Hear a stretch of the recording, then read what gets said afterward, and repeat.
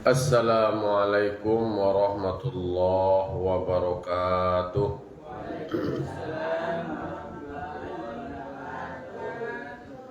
Alhamdulillahilladzi hadana li hadza wa ma kunna linahtadiya laula an hadanallah. May yahdihillahu fala mudhillalah wa may yudlilhu fala hadiyalah. Asyhadu an la ilaha illallah wahdahu la syarikalah wa asyhadu anna Muhammadan abduhu wa rasuluh sallallahu alaihi wasallam la nabiyya ba'da amma ba'du. Qala rabbi shrah li sadri wa yassir li amri wa hlul 'uqdatam min lisani yafqahu qawli. Bapak-bapak, ibu, kaum muslimin dan kaum muslimat jamaah subuh yang dimuliakan Allah Subhanahu wa taala. Puji serta syukur kita ucapkan kehadirat Allah Subhanahu wa taala yang telah berikan limpahan nikmat serta karunia-Nya kepada kita. Alhamdulillah kita masih merasakan nikmat hidup, masih bisa melakukan amal kebaikan untuk memperbaiki diri kita. Salam dan salam terkirimkan kepada arwah dunia kita, yakni Nabi besar Mustafa Muhammad sallallahu alaihi wasallam, tauladan kita, panutan kita dalam menjalani hidup dan kehidupan. Baiklah bapak-bapak, ibu jamaah yang dimuliakan Allah Subhanahu wa taala. Pagi kini kita lanjutkan membaca surah Al-Maidah ayat 40. A'udzubillahi minasyaitonir rajim. Bismillahirrahmanirrahim. Alam ta'lam annallaha lahu mulkus samawati wal ardh yu'adzibu man yasha wa yaghfiru liman yasha wallahu ala kulli syai'in qadir. Surahul Azim.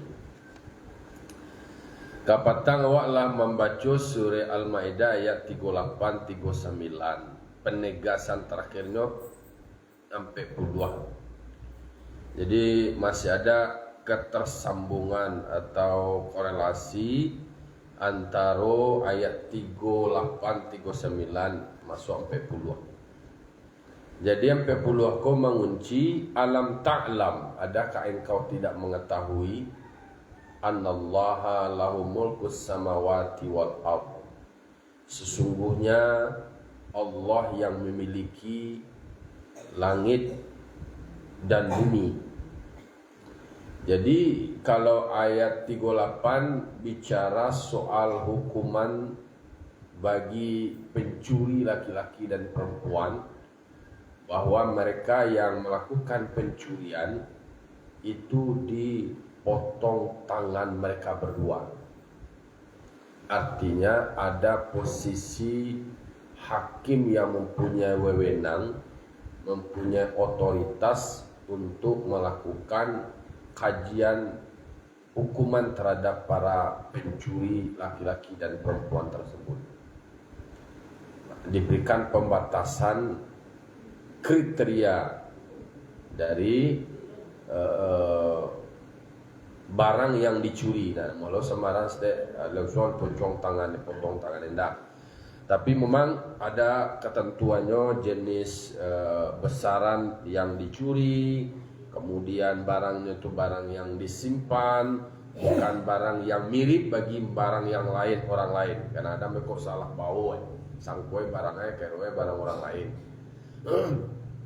Itu hukumannya adalah selang-seling. Kalau sekali mencuri dipotong penggelangan tangan kanannya.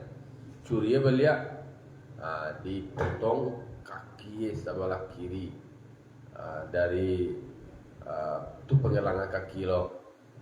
Penggelangan di kalau kaki permu itu mato kaki.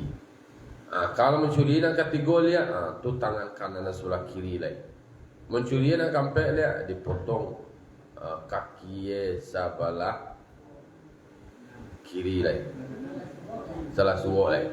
Pokok selang-seling. Kalau dipotong pertama tu bajar potong itu bi dia lagi. Nama lun lagi dipotong.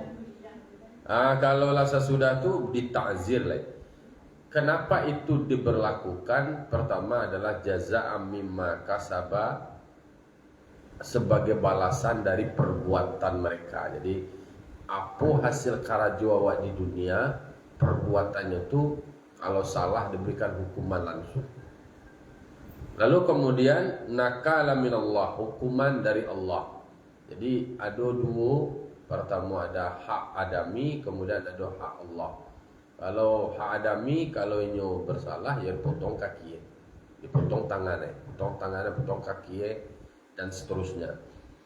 Nah, kalau seandainya mereka bertobat, taubat mereka akan diterima Allah, tetapi taubat mereka tidak menggugurkan hukuman secara adami. Maka di ayat 42 dikatakan, alam ta'lam, adakah engkau mengetahui? Itu disebut dengan istifham, menggugah. Le tahu engkau, le paham, le mengerti. Sesungguhnya semua yang ada di langit dan di bumi ini adalah milik Allah. Lalu buang itu penegasan itu dengan kasus sebelumnya, bahwa semua rahasia-rahasia, semua yang terjadi di bumi ini semuanya Allah Maha mengetahui, karena Allah menguasai semuanya. Jadi awak nak bisa lari, nak bisa bersembunyi dan lain sebagainya. Mungkin semasa di dunia awak bisa melobi hakim, kemudian membujuknya, mempengaruhinya sehingga hukuman itu tidak dijalankan. Tetapi semuanya Allah mengetahui. Yu'adzibu may yasha, Allah akan memberikan azab bagi orang yang dikehendaki, artinya adalah orang yang patut diberikan azab karena perbuatan mereka. Wa yaghfiru liman yasha, Allah pun akan mengampuni bagi orang yang dikehendaki. Artinya orang yang dikehendaki Allah untuk mendapatkan ampunan. Artinya adalah bahwa kalau awak bersalah, tidak ada cerita lain kecuali adalah memohon ampun kepada Allah, bertaubat kepada Allah. Lalu ka manusia, urusan awak je manusia, yo disalahin dulu. Kok awak mencuri, tamui orang dan mencuri tadi bukan awak, kok kasus itu terjadi, berarti ditamuinya, mintakan maaf, kalau lah dimaafkan bebas. Piti negara dan dijuli. Kalau kasusnya korupsi itu berbeda. Kalau korupsi itu namanya bukanlah mencuri, tapi membuat kebinasaan. Itu fasad. Konsekuensi akibat dari korupsinya itu besar. Kalau status PTI kan aja lain nama itu, tetapi menimbulkan kerusakan bagi yang lain, terlibat itu dan segala macamnya, maka namanya sudah menyebabkan kebinasaan baik secara moral, mungkin secara sosial dan juga secara finansial. Itu makanya kalau seandainya itu kalau orang miskin, makanya kan itu kasusnya Nabi Muhammad SAW ketika mengetahui dari kalangan Bani Makhzum ada perempuan bangsawan Inyoko melakukan pencurian, lalu ada pemikiran untuk memberikan pertimbangan keringanan. Dia orang bangsawan, orang tak pandang, orang terhormat. Nah mungkinlah Inyo diberikan hukuman potong tangan itu semacamnya. Lalu kemudian dilaporkan kepada Rasul dan terkonfirmasi kepada Rasul sampai permasiko ke Rasul. Karena perbuatan itu adalah perbuatan yang merusak, maka Rasul langsung memberikan tanggapan. Yang menyebabkan terjadinya kerusakan di muka bumi ini adalah ketika yang bersalah itu adalah orang kaya, orang berpangkat, orang bangsawan, ada pemikiran yang terjadinya pemotongan hukuman. Sementara bagi orang bangsa, orang miskin justru dilakukan hukum potongan, dipotong tangannya.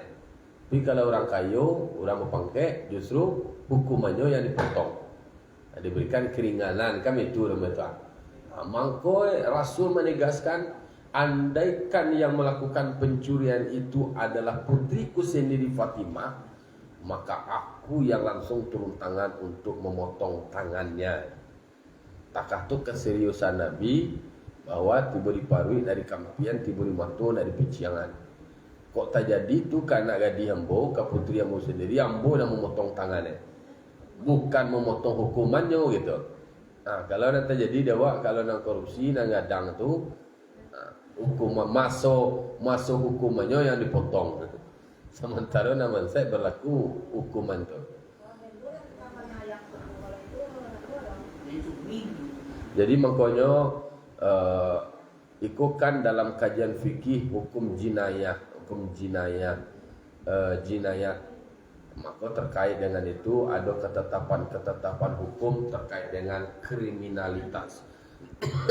Kalaupun ada yang bersandiwara seperti itu, kalau dibacakan kaji berarti nyo nak tahu nyo kaji bahwa Allah tu mengetahui kasadoi. Kalau di nok manungan, kalau dibacakan kaji segala perbuatan awak, baik awak pabuik ataupun yang terkhatar di dalam hati awak, yang tersembunyi dalam pikiran awak, anak awak rencanakan, semuanya adalah Allah Maha mengetahui. Mendudukan paham bahwa Allah Maha Alim, Allah Maha Sami', Allah Maha Basir, Allah Maha mengetahui, Allah Maha mendengar, Allah Maha melihat. Kalau lah duduk kaji tegak tu, tentu ada pemikiran tu lain. Di kanan kaji itu pada saat akan memberikan ketetapan hukum. Jadi hakim tak boleh samarang-samarangan. Allah kau Maha mengetahui, mungkin di siku kecil awak sampai awak bebas, awak selesai dan segala macamnya. Tapi di kana bahwa hidup akan berakhirat. Semua yang awak lakukan di dunia semua akan dipertanggungjawabkan.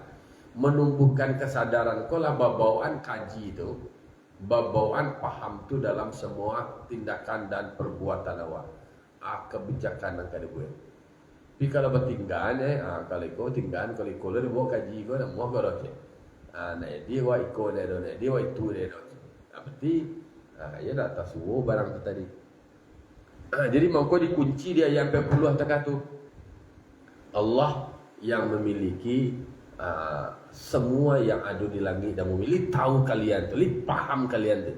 Ajo nak kada pabui, ajo nak dikarajuan, tolong karena Allah tu Maha mengetahui.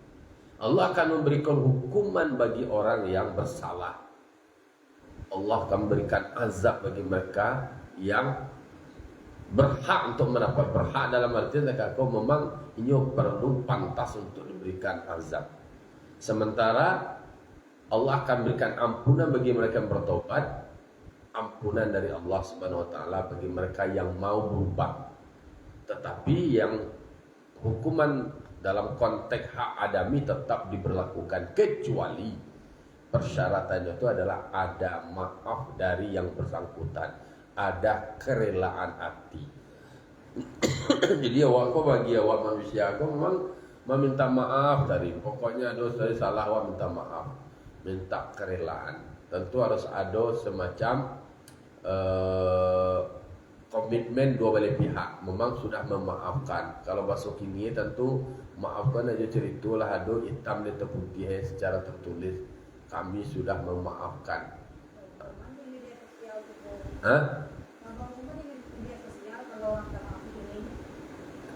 Yo kalau seandainya yo terkata ada nak memberikan maaf, yo idealnya tu tanda kerelaan hati. Ternyata pemberian maaf itu di samping itu melepaskan hak adami, juga memberikan semacam ketenangan jiwa secara psikologis bagi orang yang melakukan kesalahan. Harusnya terkatu kalau seandainya ada disampaikan kepada yang bersangkutan. Memang kalau yang soal hak adami itu kan yang berurusan itu saja. Tapi kalau mau diumumkan ke publik ya silahkan saja. Ayo. Di mukanya Allah mengatakan wallahu ala kulli syai'in qadir. Allah atas segala sesuatunya maha kuasa. Lah selesai onggo 38, 39 sampai 40 itu terkait dengan hukuman bagi sarik dan sarikah. Di ayat 41 Allah berfirman, ya ayyuhar rasul. Kau panggilan Allah kepada Rasul, wahai Rasul. Berarti semacam himbauan khusus la yahzunkal ladzina yusari'una fil kufri. Jangan kamu menjadi bersedih atau kamu menjadi berhibah hati oleh tindakan orang-orang yang terus berpacu atau bersegera atau berlomba-lomba lari pada kekafiran. Maksudnya inyo bersegera beralih kepada kafir. Jangan hal demikian membuat kamu sedih lo lai, jangan membuat kamu rusuh lai. Mereka yang bersegera untuk mewujudkan atau menyatakan kekafiran mereka apabila mereka mendapatkan kesempatan. Jadi mereka orang-orang kafir itu kan adolo mereka menegaskan tentang kekafiran mereka nyupacali yang banalo ke orang banyak. Minal ladina qalu, di antara mereka itu orang-orang yang berkata amanna bi afwahihim, mereka beriman dengan mulut mereka saja, artinya dengan lisan mereka saja, dengan apa yang mereka katakan. Walam tu'min qulubuhum, sementara hati mereka tidak beriman. Nah, itulah orang-orang munafik.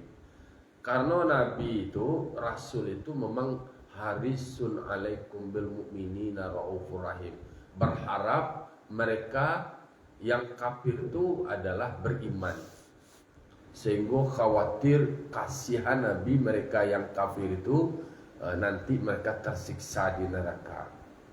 Tetapi ternyata ada himbauan dari Allah Ta'ala, wahai Rasul, kalau mereka lah menegaskan atau menyatakan kekafiran mereka dengan segera, itu nak perlu lo diri sawan oleh badiala lain.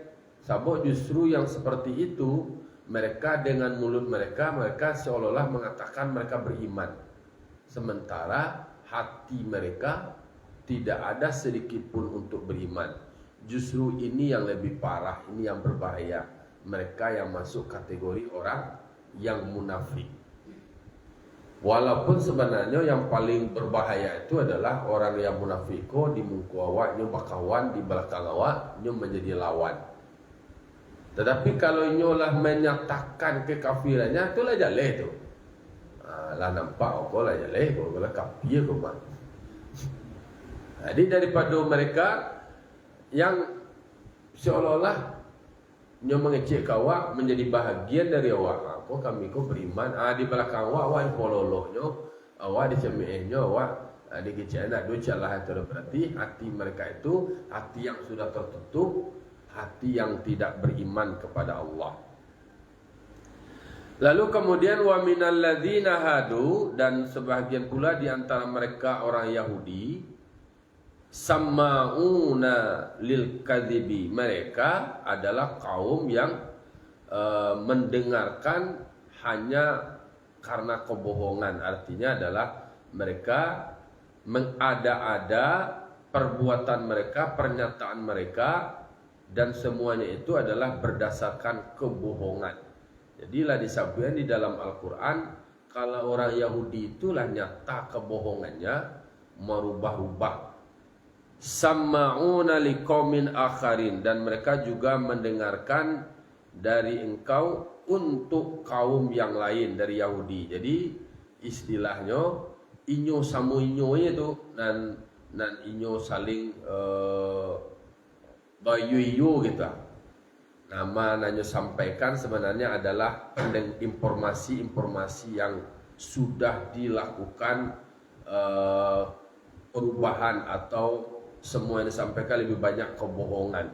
Itulah sampainya lo kepada yang lain. Lam yaktuka, mereka tidak akan menyampaikan kepada engkau yang kebenaran itu. Justru yang mereka lakukan adalah yuharrifunal kalima min ba'di mawadhihi, mereka merubah kalimat-kalimat yang ada di dalam kitab Taurat dari tempatnya. Iko kasusnya adalah ada ahli Khaybar, di antara mereka itu ada 2 orang gadis jebudang melakukan perzinaan. Dan mereka di dalam tafsir dikatakan mereka benci dengan hukum rajam terhadap mereka. Orang Yahudi hanya utuslah si Quraizah namanya meminta pendapat kepada Nabi sallallahu alaihi wasallam terkait dengan hukuman mereka. Sementara mereka di dalam kitab mereka sudah merubah hukuman rajam, maka terkait dengan hukuman bagi yang melakukan perzinaan, yang orang yang masih bujang gadis melakukan perzinaan. Lalu kemudian mereka berkata, nyupas sampaian pasan bagi orang yang telah mereka utus kepada Nabi itu, in utitum hadza, jika kamu mendatangkan, memberikan hukuman ini yang dirubah, artinya nan rajam itu tadi dirubah dengan daro, dengan dera. Kalau itu yang difatwakan nanti di Nabi Muhammad itu, fakhudhuhu, ambillah, terimalah. Tidak diberlakukan hukum rajam doh, tetapi hanya hukum dera. Kan itu sesuai juga kehendak wa, itu nalah dirubah. Kalau itu nanti sampai dari Nabi Muhammad, terima tu. Berarti sesuai jo nalah wa rubah.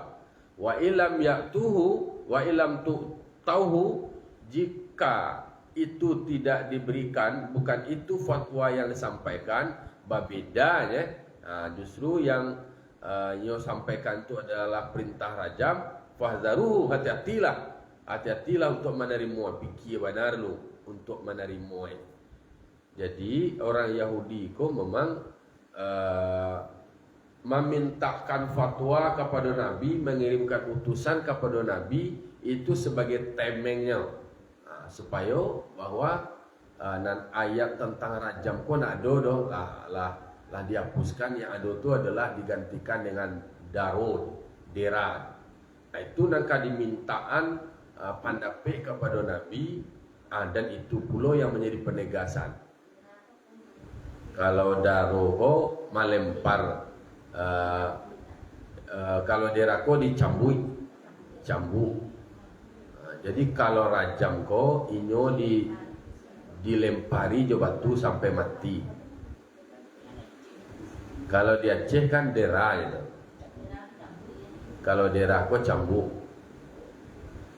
dicambuk, artinya kalau kedapatan yang diketahui melakukan perzinahan itu, lalu kemudiannya diberikan hukuman rajam.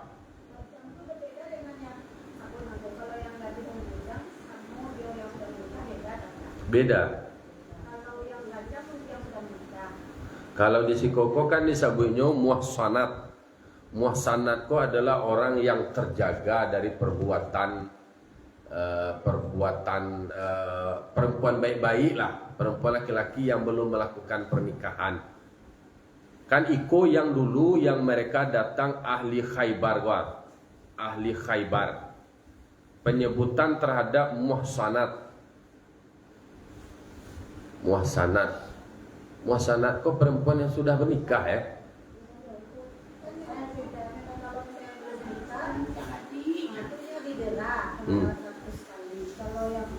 Sudah menikah dirajam.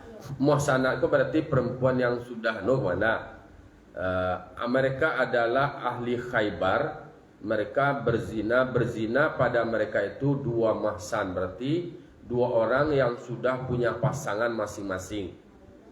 Punya pasang masing-masing, justru mereka membenci hukuman rajam. Kalau yang terjadi takatu, nyo nak suku itu dirajam doh. Nyo minta kepada Nabi berdasarkan ketetapan hukum yang sudah mereka rubah kalimat-kalimatnya di dalam kitab Taurat itu tentang ayat rajam. Maka inginnya adalah supaya nan rajam ko tadi diganti atau dirubah dengan dera. Jadi kalau nan dera berarti hanya dicambuk saja. Kalau dirajam, itu kan hanya di bakso itu kan ditanam tuh, dilempari jo batu berdarah-darah sampai mati. Kan dianggap itu bagi orang Yahudi mengatakan ibu wawa denyo takatu diganti aja lah hukumannya dengan dera. Mangko ikonan dikatakan oleh Rasul oleh Allah Taala kepada Rasul, jan segala sesuatu yang dilakukan oleh mereka membuat kamu sedih, dan mereka itu hanya bersandiwara, hanya berakting saja. Untuk Batanyo itu sebenarnya semua skenario jebakan sajonya tu. Batanyo tu mambiak lah nama dia, mambiak tuah sajo itu. Tandonyo lah minta padape, anyo lah Batanyo, sehingga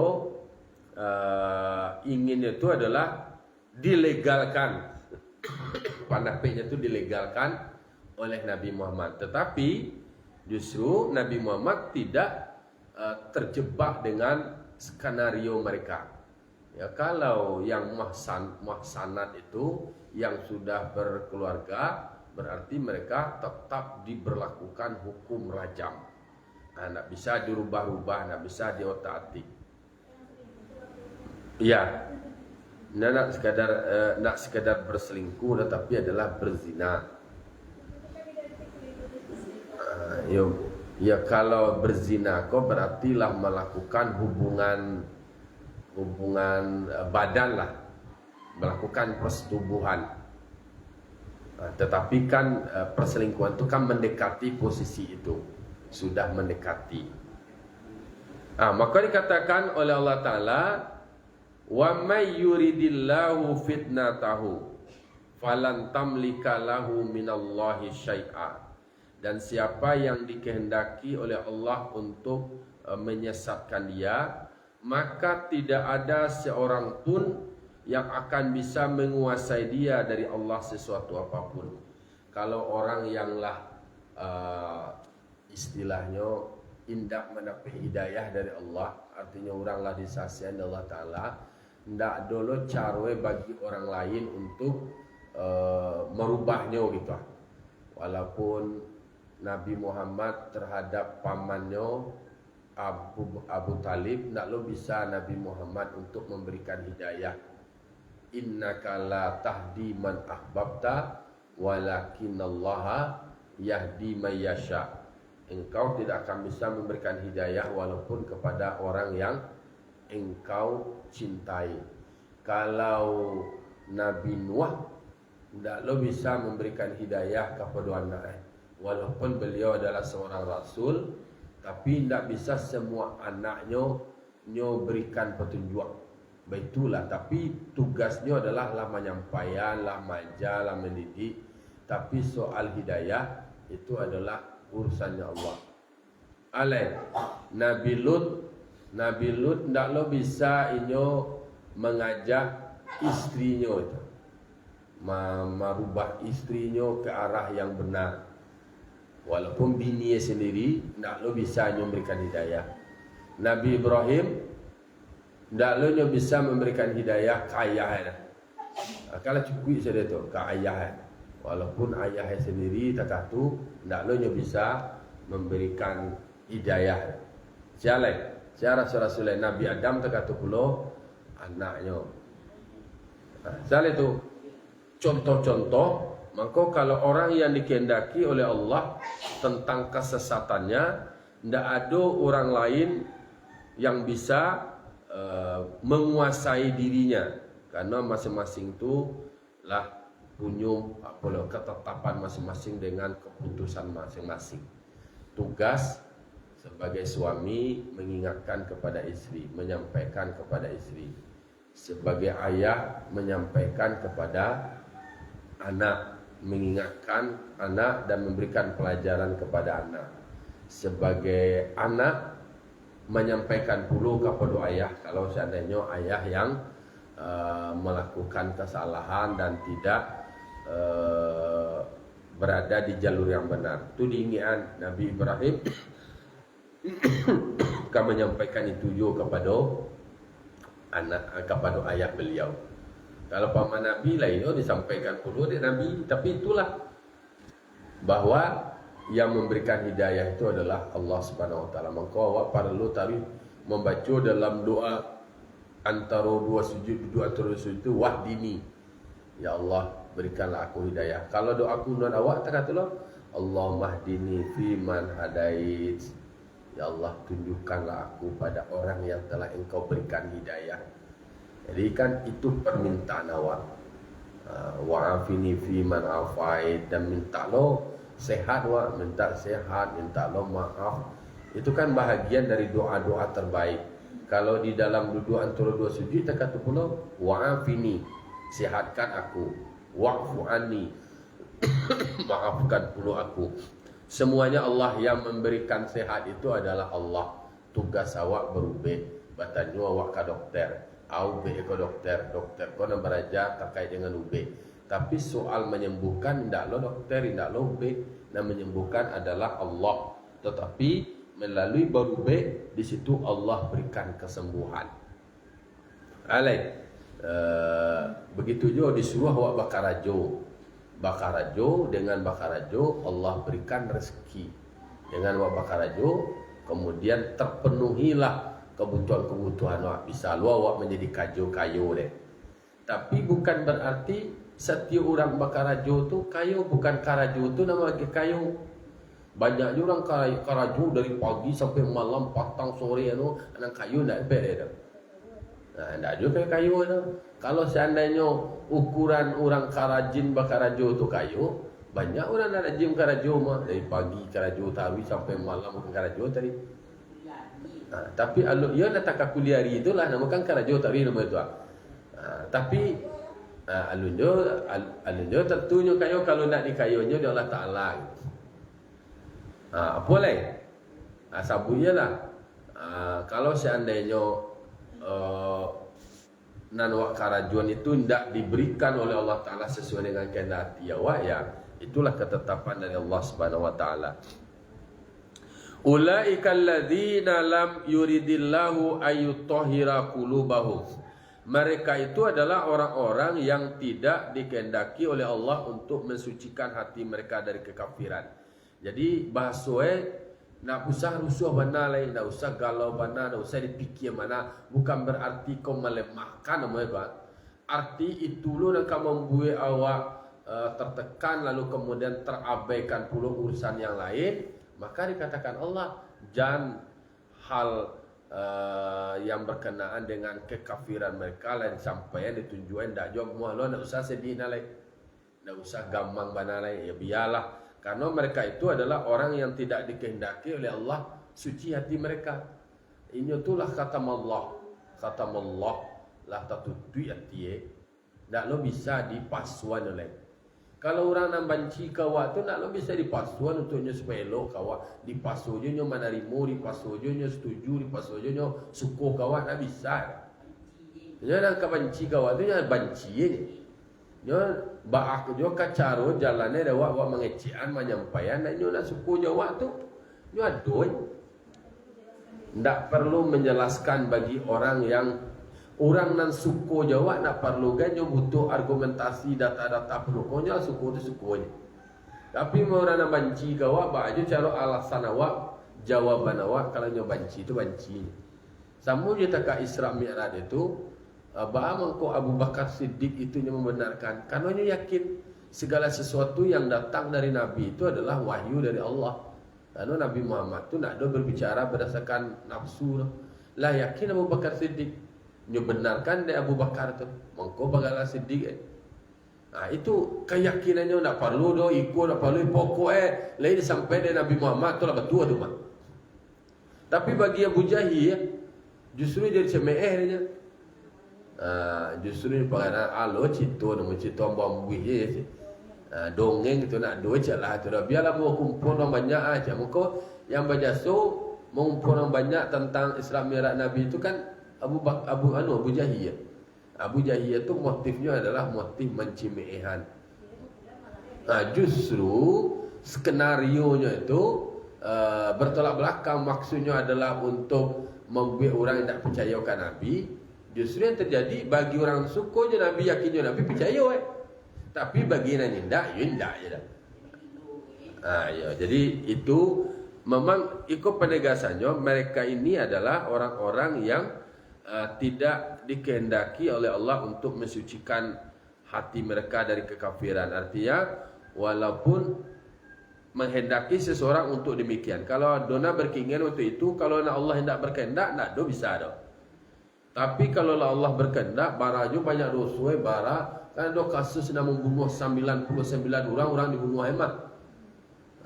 Itu kemudian bertanya ke ahli ibadah. Ambo kayak ni boleh ambo bertobat kau ambo lah membunuh orang je kalau dia ambo je. Ke orang ahli ibadah. Masa bertanya ke ahli ibadah. Kalau bertanya tu ke ahli ilmu lah. Tanya ke ahli ibadah tu standarnya ibadah yang punya. Kalau tokoh tu membunuh orang, tu kadang lo suai tu nak raku tu nak buat tu roti. Nak ada dibunuh aja lah dia. Jadi satu. Tapi bertanya ke ahli ilmu, ada kajian, barapun gadangnya dosa orang ko, kalau nya bertaubat diampuni dosa di Allah Taala. Baru niat dalam perjalanan untuk bertaubat pun bisa saja nya husnul khatimah. Awak nanti kata-kata aku setiap hari, setiap waktu dan segala macamnya, bisa saja nanti suul khatimah berselindung awak kepada Allah Taala, jauh daripada demikian.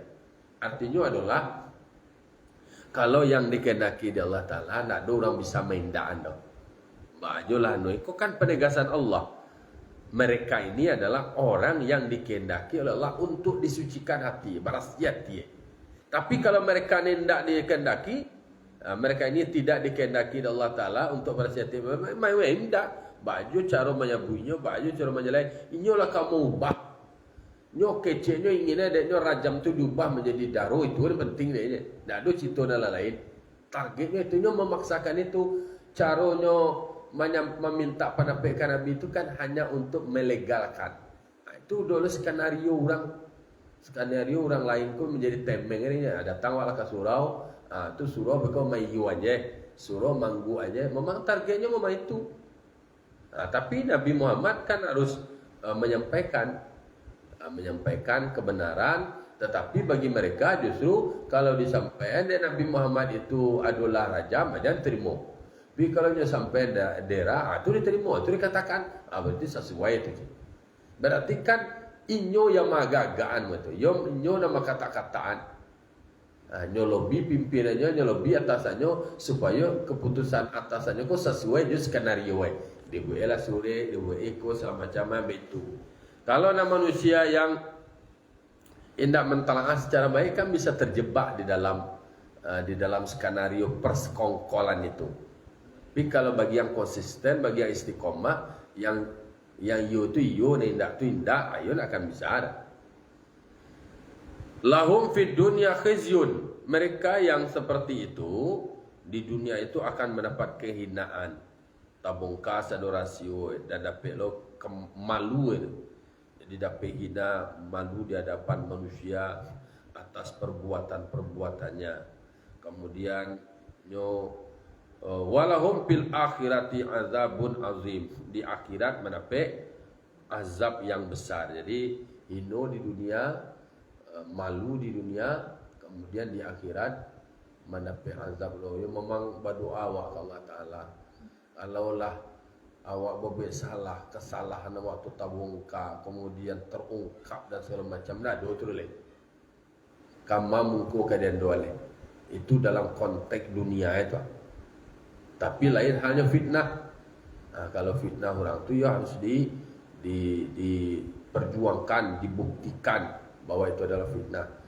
Tetapi di akhirat kita kata pula malu di dunia, di akhirat dapat lo azab yang besar. Tapi hukuman yang besar dari Allah Subhanahu Wa Taala. Jadi kalau ayat 41 berarti berbicara soal perilaku orang Yahudi memang menebarkan kebohongan, membuat skenario bohong, menyampaikan kepada yang lain. Kalaupun inyo meminta fatwa, minta pendapat kepada Nabi, itu hanya fatwa yang sesuai dengan rancangan dia. Ini skenario-nya. Kalau nak sesuai terima, kalau tidak. Jadi ketika di dalam riwayatnya tu nya meminta hukum kepada Nabi, dan Nabi ditanyanya, "Ba kira menurut kitab Taurat?" Lebih baca kitab Taurat. Lain, menurut kitab Taurat tu adalah daro je. Cuba baca nak lihat, cuba buka. Kira tentang ayat rajam tu ditutupi lampuan. Cuba angkat tangan tu, dicari tangan okey ada bicaranya adalah bicara rajam. Jadi itu tu skenario nak nyoba cuan nan sabanai dah. Nan nyoba cuan adalah sesuai jo keinginannya. sesuai je panganai supaya nyo pengaruhi opini atau alur berpikir dari lawan bicara nyo tadi. Nyo kan Nabi. Mamu Nabi. Dia Nabi cara tak tu menurut kitab Taurat ba. Ndak do dah. Cuba buka analogi. Kira nak bicara tentang rajam tu nyo lampu itu disebut dengan disebut dalam Al-Quran yuharifunal kalima mim ba'di mawadhihi. Mereka rubah kalimat-kalimat yang bicara tentang ayat rajam di dalam Taurat itu setelah ditetapkan Allah di tempatnya di dalam kitab Taurat. Artinya mereka merubahnya. Nyubah, nyolampu, nutupi supaya nan ingin sampai kepada publik adalah sesuai dengan apa yang mereka inginkan. Itulah skenario-skenario busuk yang disebutkan Allah di dalam Al-Quran dari orang Yahudi itu. Kalau nak sesuai ju panganai, hanya tamu ibana supaya orang lawan bicaranya itu membenarkan dari apa yang sudah mereka rancang atau yang mereka susun. Kalau awak istilah orang kini jalan dia lihat dek orang lalu dupai ditukai lalu kemudian nyo konfirmasi itu bayuan lo akhirnya berubah dan bertukar itulah yang akan diamalkan oleh kelompok mereka itu dan mereka inginkan. Bagi awak kesimpulannya bahwasanya tetap istiqomah dengan apa yang sudah ditetapkan oleh Allah Ta'ala. Kalau yang datangnya dari Rasul berarti itu datangnya dari Allah, harus awak terima, harus awak ambil dengan benar. Kalau indah berarti itu adalah sifatnya ada sesuatu yang berdasarkan kepentingan. Kalau Nabi Muhammad disebut Allah Ta'ala wa ma yantiku anil hawa in huwa illa wahyuha. Nabi Muhammad tidak ada berbicara berdasarkan kepentingan hawa nafsu doh, tapi yang beliau sampaikan adalah wahyu yang diwahyukan oleh Allah Subhanahu wa taala. Itulah ayat 41 yang kita baca pagi kini. Semoga kita tetap istiqomah dengan kaji yang sudah dipelajari. Fa'tabiru ya ulil absar la'allakum turhamun. Wassalamualaikum warahmatullahi wabarakatuh.